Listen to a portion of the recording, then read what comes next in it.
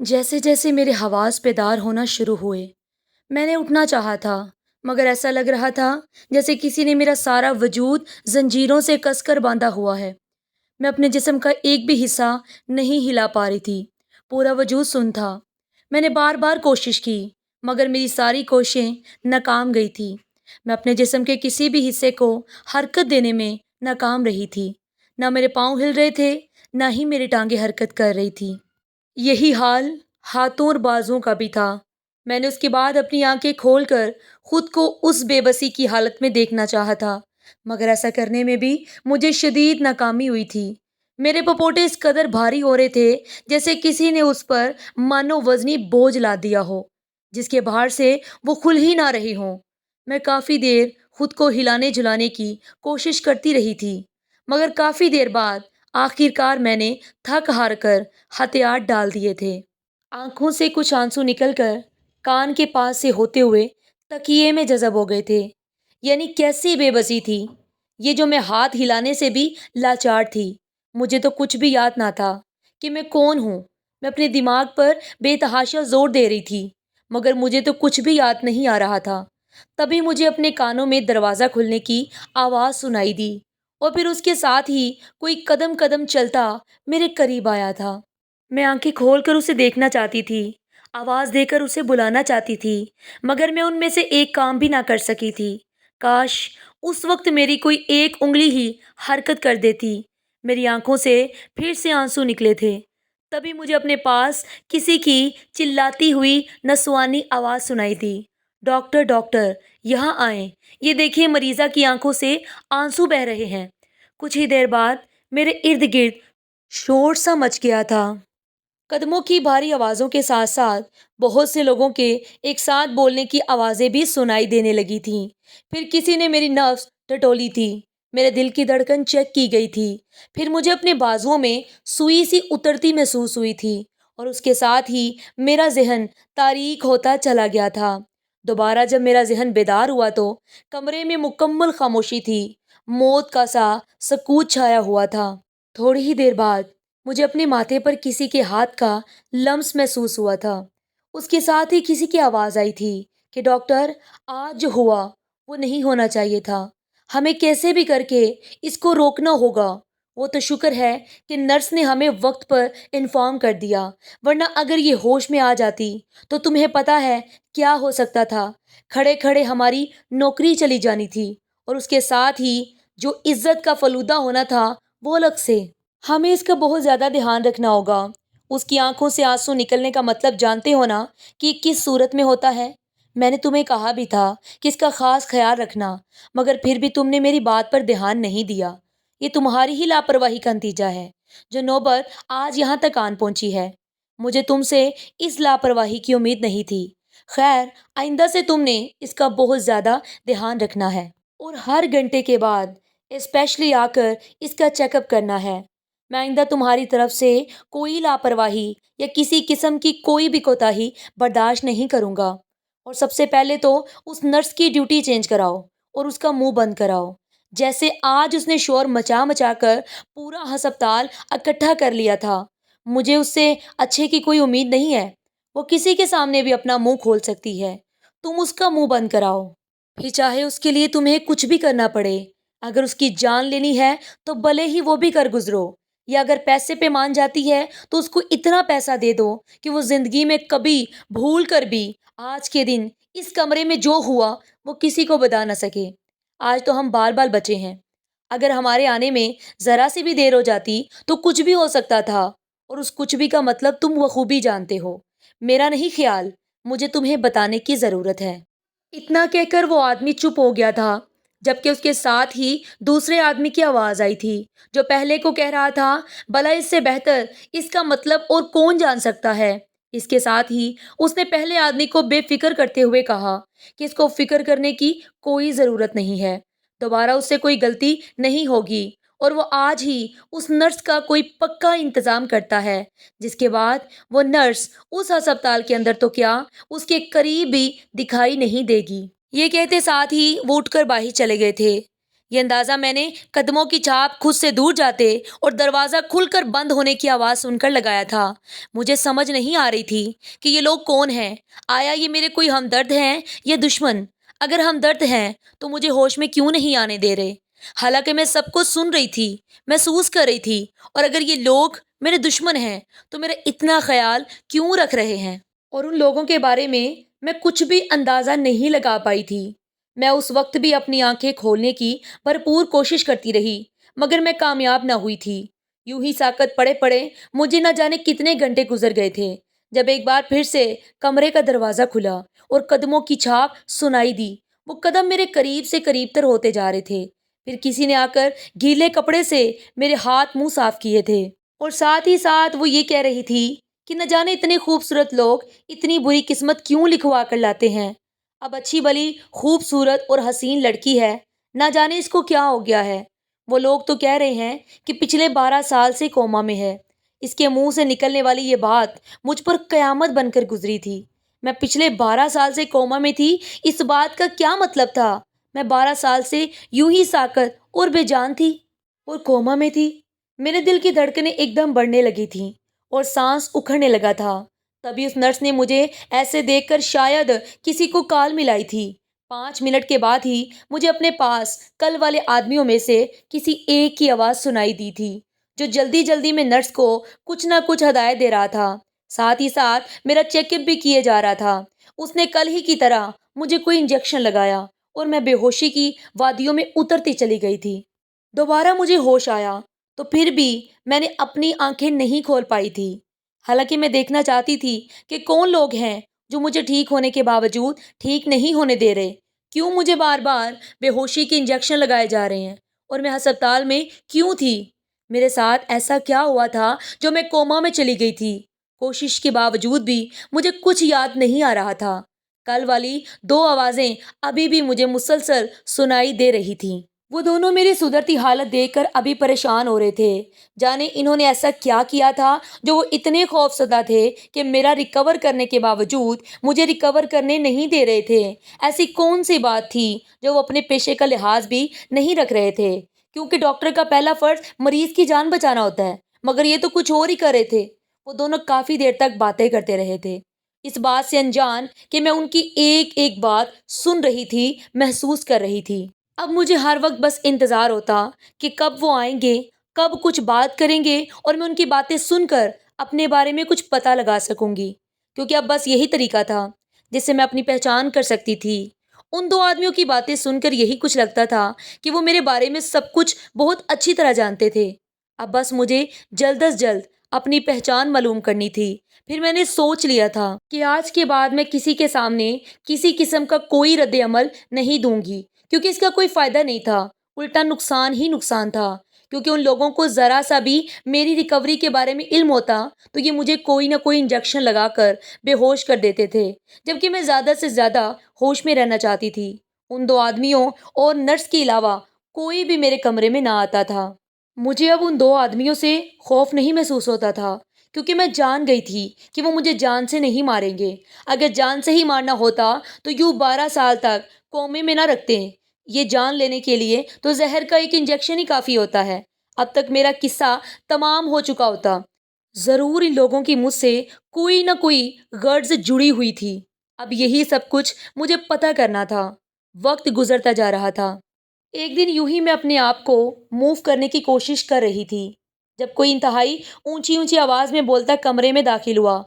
آنے والا انتہائی غصے میں تھا، جبکہ پہلی آوازوں والے آدمی اس کو مسلسل جانے کیا کیا کہے جا رہے تھے۔ وہ غصیلی آواز والا آدمی ان دونوں آدمیوں پر برس رہا تھا اور کہہ رہا تھا کہ یہ کیا سن رہا ہوں میں، کہ یہ ریکور ہو رہی ہے؟ بتاؤ کیوں ہو رہا ہے ایسا؟ میری بتائی گئی دوائیاں جو اس کو استعمال کروائی جا رہی ہیں، ان سے یہ کیسے ریکور ہو سکتی ہے؟ کیا کر رہے ہو تم لوگ؟ تم جانتے ہو نا کہ اگر یہ ہوش میں آ گئی تو کیا ہوگا؟ اور پچھلے دنوں میں نے سنا کہ اس کی آنکھوں سے آنسو بہے تھے۔ میں نے تم لوگوں کو کہا ہوا ہے کہ مجھے اس کے ایک ایک پل کی خبر چاہیے، پھر اتنی اہم خبر سے مجھے کیوں بے خبر رکھا گیا؟ اس شخص کا غصہ کسی طور کم نہیں ہو رہا تھا، جبکہ پہلے 2 آدمیوں میں سے ایک آدمی نے اس سے کہا کہ جیسا وہ سمجھ رہا تھا ویسا کچھ بھی نہیں ہے، اس کی آنکھوں سے کوئی آنسو نہیں نکلے۔ وہ تو اس کی ڈرپ لیک ہو گئی تھی، اس کے قطرے اس کی آنکھوں پر پڑے تو وہ نرس ان کو آنسو سمجھ بیٹھی۔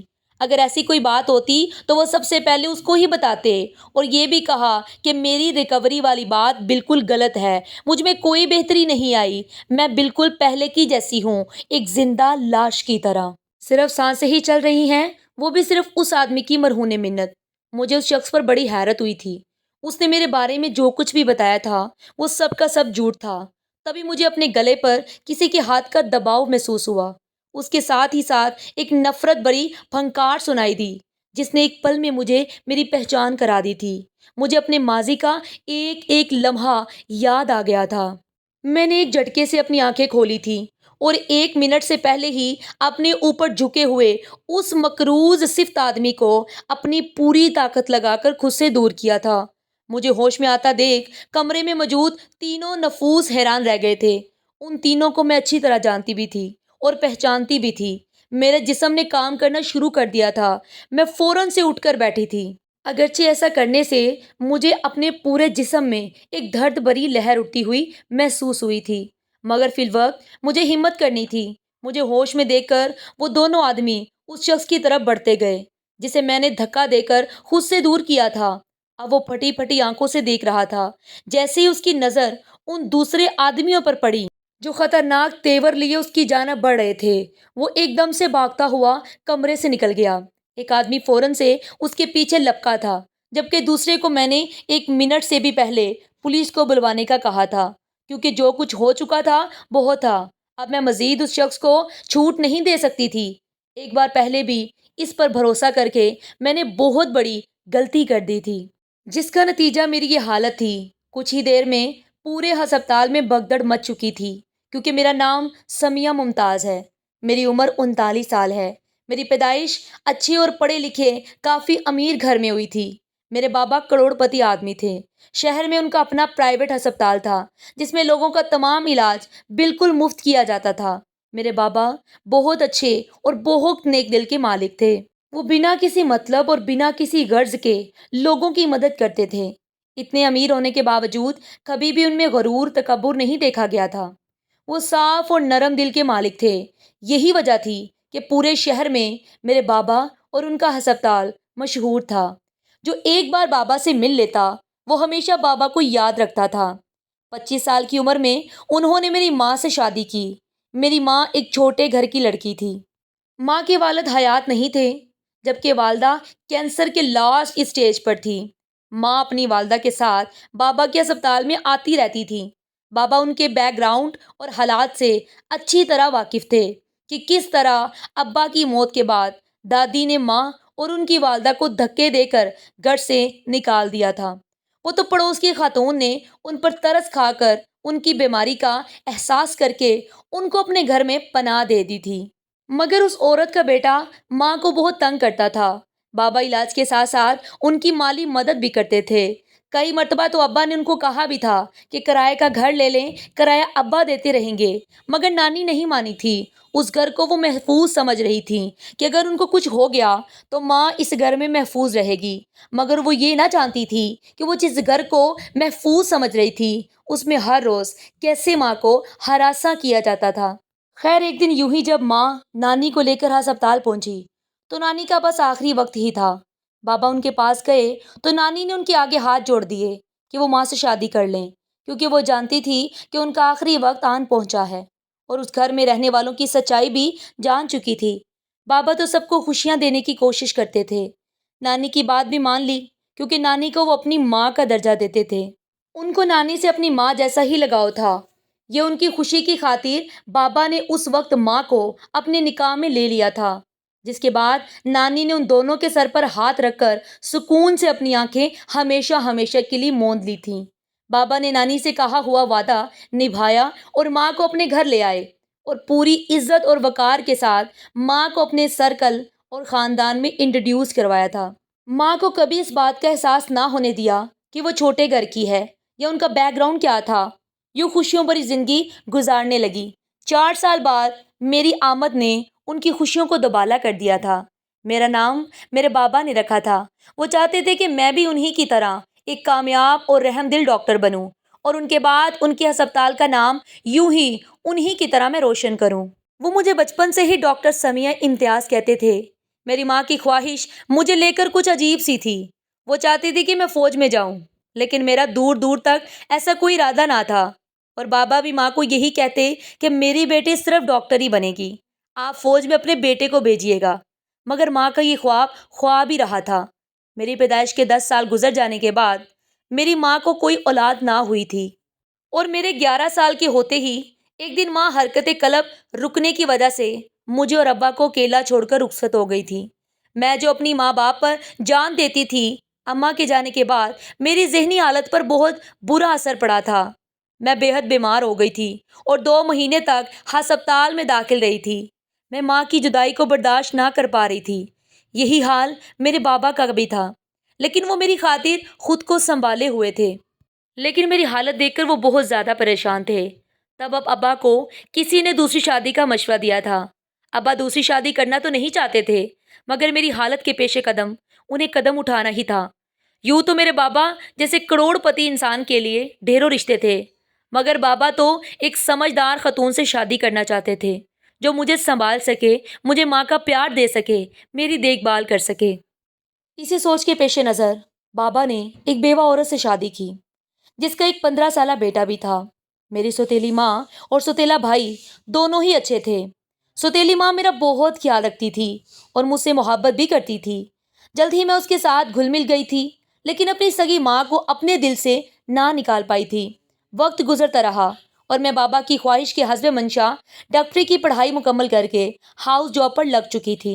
دوسری طرف میرا بھائی بھی اسی فیلڈ میں آنا چاہتا تھا، مگر وہ پڑھائی میں کافی زیادہ ویک تھا۔ بابا نے اسے کہا کہ سافٹ ویئر انجینئرنگ کر لے، ڈاکٹری کی نسبت یہ قدرے آسان تھا۔ بابا نے اسے کہا کہ میں نے تمہارا ایڈمیشن امریکہ کے کالج میں کرا دیا ہے اور 1 ہفتے بعد کی تمہاری فلائٹ ہے۔ بابا کی بات سن کر اس کے چہرے کی ہوائیاں اڑ گئی تھیں، کیونکہ وہ بیرون ملک نہیں جانا چاہتا تھا، مگر بابا نے اس کی بات نہیں مانی، کیونکہ بابا اس کو کامیاب دیکھنا چاہتے تھے۔ اور آج کل یہاں سے اس کے متعلق بابا کو جو معلومات ملی تھی، اس کے بعد تو بابا نے لازمی سوچ لیا تھا کہ میرے بھائی کو اس ماحول سے نکال کر رہیں گے۔ اماں نے گھر میں بہت رولا ڈالا ہوا تھا، وہ بھی بھائی کو خود سے دور نہیں بھیجنا چاہتی تھی۔ بابا نے اماں کو سمجھایا کہ وہ یہ سب اس کے بھلے کے لیے ہی کر رہے ہیں، تاکہ وہ اپنے پیروں پر کھڑا ہو جائے، اپنا مستقبل سنوار سکے، ورنہ جو اس کے حالات ہیں اس کو کہیں بھی نوکری نہیں ملنی۔ تو اماں پھر بیٹے کی حمایت میں بول پڑی کہ کیا ضرورت ہے نوکری کی، یہ سب کچھ اسی کا تو ہے، اس کی ساتھ نسلیں بھی بیٹھ کر کھائیں گی تو کچھ کمی نہیں ہوگی۔ بابا کو اماں کی بات سن کر بہت افسوس ہوا تھا، مگر انہوں نے اپنا ارادہ پھر بھی نہ بدلا تھا اور اپنی جان پہچان کے ذریعے آگے بھی اس کے لیے کافی زیادہ سہولتیں کرا دی تھیں۔ زندگی آگے بڑھنے لگی۔ ایک دن جانے بابا کو کیا سوچی کہ انہوں نے وکیل کو بلوایا۔ شام کا وقت تھا، میں ہاؤس جاب سے واپس آئی تو دیکھا کہ اماں انتہائی پریشانی کی حالت میں لاؤنج میں چکر کاٹ رہی تھی۔ میں فوراً سے اس کے پاس پہنچی اور اسے پوچھا کہ کیا بات ہے، تو اس نے کہا کچھ نہیں، کافی دنوں سے میرے بیٹے کا فون نہیں آیا، بس اسی لیے پریشان ہوں میں نے اماں سے کہا کہ وہ پریشان نہ ہو، میں ابھی بابا سے کہہ کر اس کا پتہ کرواتی ہوں۔ میں نے بابا کے بارے میں پوچھا تو اس نے بتایا کہ وہ اسٹڈی روم میں ہے۔ میں سر اسبات میں ہلاتی سیدھا اسٹڈی کی طرف آ گئی تھی، جہاں سے وکیل نکل کر جا رہا تھا۔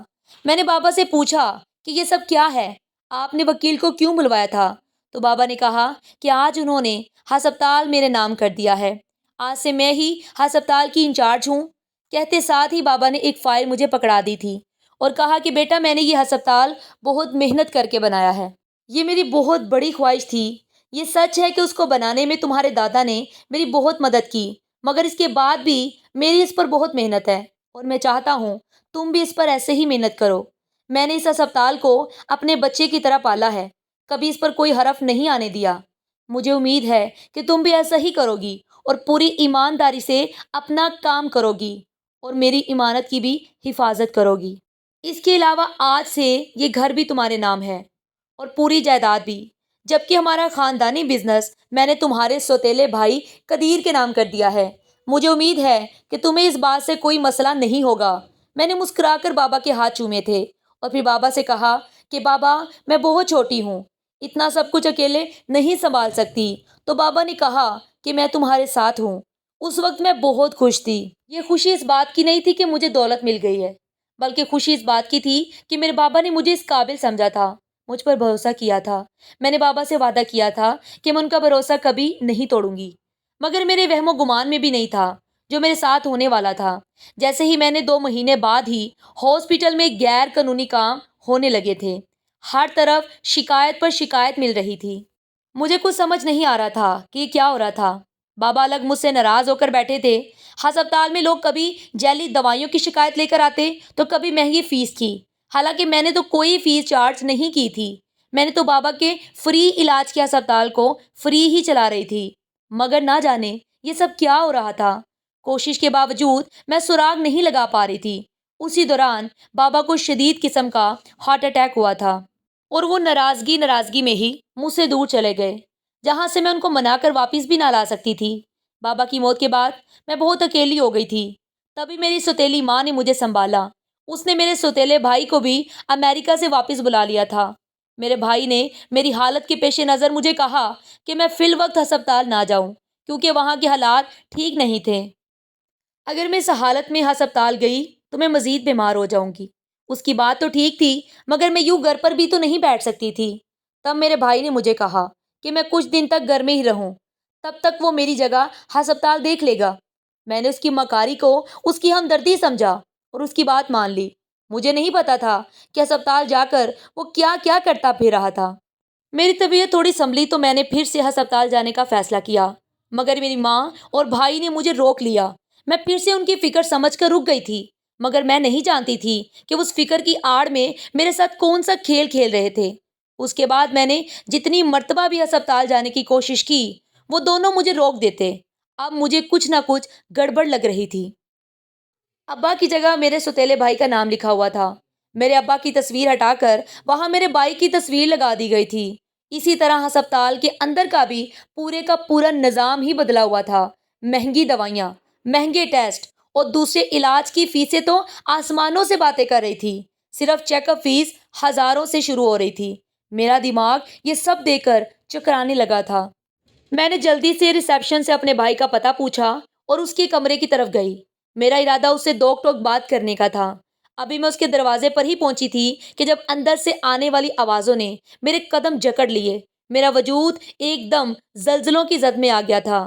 میں نے فوراً اسے اپنا واٹس ایپ کھول کر جلدی سے ایک وائس نوٹ وکیل کے نمبر پر بھیجا تھا۔ اس کے بعد دروازہ کھول کر اندر داخل ہو گئی۔ مجھے دیکھ کر میری سوتیلی ماں اور بھائی کے چہرے کے رنگ اڑ چکے تھے، کیونکہ وہ رنگے ہاتھوں پکڑے جا چکے تھے۔ اس سے پہلے کہ میں کچھ بولتی، میرے بھائی نے فوراً سے ایک پیپر روٹ اٹھا کر سیدھا میرے سر پر مارا تھا۔ اس سے مجھے اپنا دماغ چٹکتا ہوا محسوس ہوا تھا، بلکہ اندر اندر میری آنکھوں کے سامنے اندھیرا چھایا تھا۔ میں بے ہوش ہو گئی تھی۔ اس کے بعد مجھے آج 12 سالوں بعد ہوش آیا تھا۔ یہ سب کچھ میری سوتیلی ماں اور بھائی نے صرف دولت کی خاطر کیا تھا۔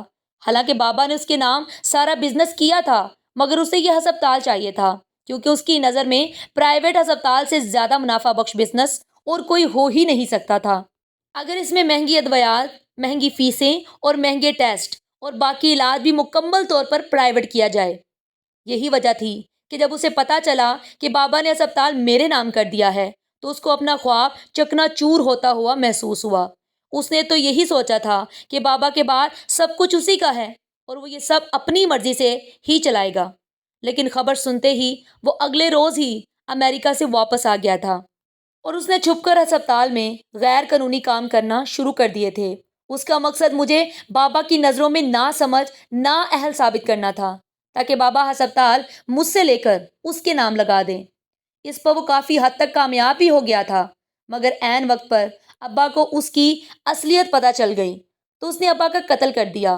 اس دن ہسپتال میں وہ مجھے بھی مار دیتا، لیکن جب اسے میری وصیت کے بارے میں پتہ چلا تو مجبوراً اسے مجھے زندہ رکھنا پڑا، کیونکہ اس کمرے کے باہر کھڑے ہو کر میں نے سب سن لیا تھا کہ ابا نے بزنس اور جائیداد کا جو حصہ اس کے نام کیا تھا، اس کی سچائی جاننے کے بعد سے وصیت تبدیل کر کے وہ بھی میرے نام کر دیا تھا۔ اور پھر میں نے بھی اسی وقت کھڑے کھڑے وکیل کو ایک میسج کیا تھا کہ میری وصیت لکھ دے، اگر میں مر جاتی ہوں تو میری تمام جائیداد سمیت ہسپتال بھی حکومت کے پاس چلا جائے گا۔ میرے اسی میسج کی وجہ سے میرے سوتیلے بھائی کو مجھے زندہ لاش بنا کر رکھنا پڑا اور میری بیماری کا نام دے کر خوب اچھی اور اپنی خواہشات پوری کرتا رہا تھا۔ مجھے ہوش میں آتا دیکھ کر وہ ڈر کر بھاگنے لگا تھا، مگر پولیس نے بر وقت پہنچ کر ہسپتال کو سیل کر دیا اور تھوڑی سی تلاش کے بعد ہی اس کو گرفتار کر لیا گیا تھا۔ اس وقت ہسپتال میں جعلی دوائیوں کی بھاری تعداد موجود تھی۔ ہسپتال پورے 1 مہینے تک سیل رہا تھا۔ اس کے بعد میں نے سارا ہسپتال رینیو کروا دیا تھا اور اس کو پھر سے بابا کے ہسپتال جیسا بنا دیا، جیسا وہ چاہتے تھے، بالکل ویسا ہی۔ اس واقعے کو اب 4 سال گزر چکے ہیں۔ میرا بھائی اب تک جیل میں ہے، جبکہ سوتیلی ماں خود ہی گھر سے نہ جانے کہاں چلی گئی تھی۔ میرے ہسپتال میں روزانہ سینکڑوں افراد کا مفت علاج کیا جاتا ہے اور انہیں تمام طبی سہولیات مفت میں فراہم کی جاتی ہے۔ اگر آپ کو ہماری ویڈیو پسند آئی ہو تو کمنٹ باکس میں اپنی رائے کا اظہار ضرور کیجیے گا اور چینل کو سبسکرائب کر کے ضرور جائیے گا۔ تب تک ملتے ہیں ایک نئی دلچسپ کہانی کے ساتھ۔ اللہ حافظ۔